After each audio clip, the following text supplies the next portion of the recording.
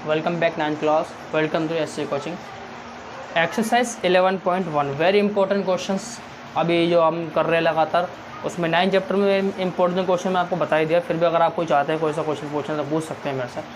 देखिए 11 चैप्टर में क्या है, इससे पहले जो चैप्टर आया था वो हीरोन सूत्र वाला मैंने आपको करवा दिया है ना, हीरोन फॉर्मूला। एक बार चेक कर लेना, वीडियो है, प्लेलिस्ट देख लेना। एक शंकु के आधार का व्यास, क्वेश्चन क्या है, एक शंकु के आधार का व्यास 10.5 सेंटीमीटर है और इसकी त्रिज्या ऊंचाई 10 सेंटीमीटर है। इसका वक्र पृष्ठ क्षेत्रफल ज्ञात करना है।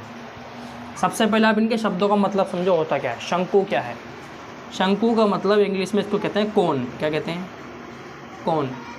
ये इस तरीके से दिखता है, जैसे कि आपने देखा होगा जोकर की टोपी एक है ना, या आइसक्रीम, इसको कहते हैं शंकु। इसमें क्या होता है, व्यास होता है यहाँ से लेके यहाँ तक, ठीक है।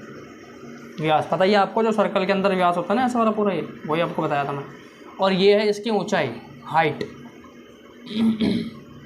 अब यहाँ से और यहाँ तक अगर आधा करोगे, व्यास का आधा त्रिज्या होता है ना, रेडियस, ये होती है हाइट, याद रखना आप लोग। और जो त्रिज्या ऊंचाई की बात कर रहा है ना, ये त्रिज्या ऊंचाई, इसको कहते हैं एल, स्लेंट हाइट इंग्लिश में, स्लेंट हाइट, इसको एल, ठीक है। ये इस वाली ऊंचाई की बात कर रहा है, तो ये एल इसके नाम दे रखी है और आपको व्यास दिया हुआ है, आर निकाल लेंगे। अब पूछा है इसका पृष्ठीय क्षेत्रफल, वक्र पृष्ठीय क्षेत्रफल वो क्या होता है, मतलब सरफेस एरिया बताना है। उसका फॉर्मूला क्या है, पाई आर एल, याद रखना। तो सबसे पहले क्या करेंगे, हम लिखेंगे व्यास बराबर 10.5 सेंटीमीटर, तब त्रिज्या बराबर कितना हो जाएगा, 5.25 सेंटीमीटर, है ना। इसका आधा ये तो हुआ, आधा करने पर अब क्या करेंगे, अब हम लिखेंगे तिर्यक ऊंचाई। क्या है? तिर्यक ऊंचाई। तिर्यक ऊंचाई को एल कहा जाता है, तो ब्रैकेट में एल लिख देते हैं। ये है आपके पास 10 सेंटीमीटर। क्या निकालना है, शंकु का वक्र पृष्ठ क्षेत्रफल। तो लिखेंगे शंकु का वक्र पृष्ठीय क्षेत्रफल, ठीक है।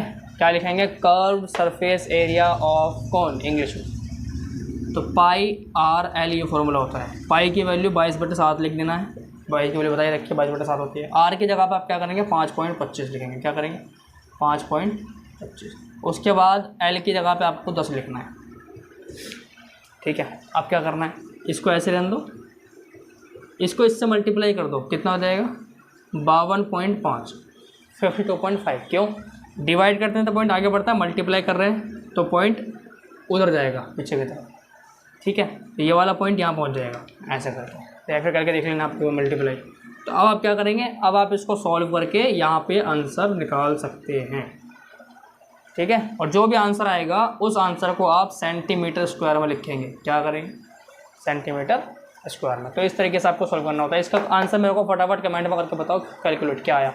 पता है आपको कैसे कैलकुलेट करना है, यहाँ से डिवाइड कर लो, जो आंसर आएगा उसको मल्टीप्लाई, है ना। फटाफट करो, 9th क्लास में आप सॉल्व करके दिखाओ। और इस चैप्टर में जितने भी क्वेश्चन हैं इसी टाइप के आएंगे। बस आपको याद रखना है कौन सी आकृति की बात कर रहा है। शंकु बोल सकता है, गोला कह सकता है, बेलन कह सकता है, तो इनके फॉर्मूले याद रखना। फॉर्मूला आपको मैंने पहले दिखवाई रखे हैं और आपकी किताब में भी दिए हुए हैं, बुक में कुछ, तो नोट कर लो। इस टाइप से करना है, वीडियो को लाइक करना, चैनल को सब्सक्राइब कर लेना, नोटिफिकेशन बेल ऑन रखना, क्योंकि लगभग सिलेबस पूरा होने वाला है, तो आगे की वीडियो आपको मिलती रहेगी।